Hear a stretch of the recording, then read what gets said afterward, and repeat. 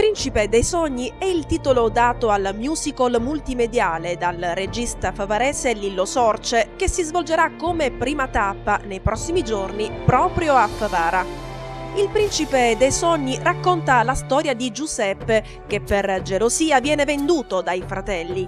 Personaggio già presentato nelle sale cinematografiche dal grande Steven Spielberg con la sua DreamWorks. Sognare e perdonare sono gli ingredienti basilari della storia che, amalgamati a comicità e drammaticità, completano uno spettacolo tutto da gustare e da cantare.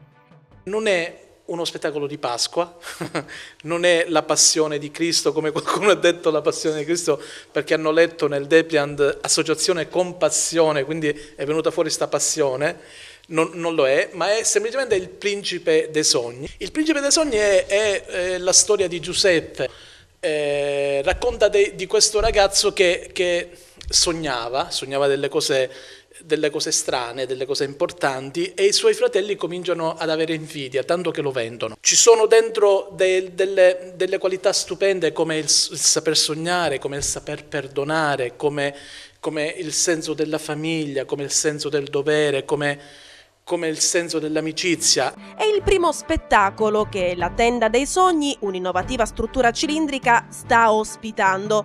Si vedranno attori reali interagire con scenografie e personaggi proiettati in mapping 3D. Paesaggi che nascono dal nulla e prendono vita, il tutto in una visione tridimensionale con audio surround 5.1. I bambini saranno al centro di questo cilindro e quindi immersi nello spettacolo.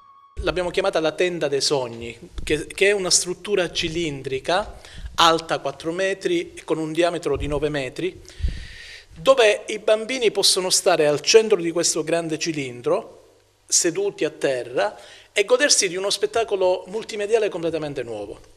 Molti chiedono: è teatro, è cinema, è cartone animato? Cos'è questo Principe dei Sogni? Il Principe dei Sogni è tutte queste cose messe insieme, perché in realtà in questo cilindro vengono proiettate in mapping 3D video, animazione, scenografie che si muovono, che si animano, come se fosse un cinema, ma quasi a 360 gradi, e dove al centro ci sono degli attori che interagiscono con queste scenografie e con personaggi creati in 3D nelle scenografie. Direttore musicale del Principe dei Sogni è Carmelo Gallo, che nel musical interpreterà anche il ruolo di Giuseppe. Ci vuole molto lavoro, molta dedizione e molta organizzazione.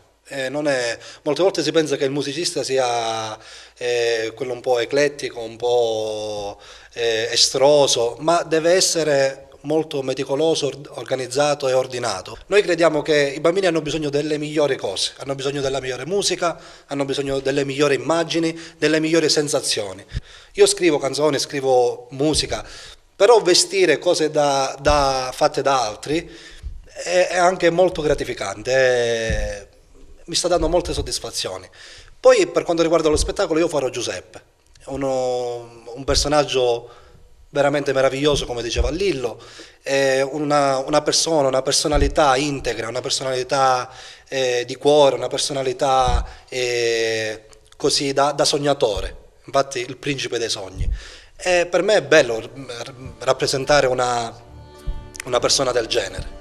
Direttore tecnico è Riccardo Liotta, che ha subito sposato il progetto presentato da Lillo Sorce e che insieme a Carmelo Gallo, oltre ovviamente al regista Sorce, ne cura la produzione. I bambini, le persone che verranno a vedere questo spettacolo saranno letteralmente immersi in uno spazio dove loro sono all'interno della scena senza utilizzare occhialini 3D e robe varie, però in realtà saranno nella scena, perché lo schermo di cui Lillo parlava è uno schermo abbastanza grande dove i bambini saranno all'interno di questo spazio scenico dove in realtà vivranno la scena sia in video sia realmente con gli attori che saranno presenti, che intervengono in maniera virtuale con lo schermo, quindi con le immagini, e avvolti da un suono strepitoso che Carmelo ha realizzato.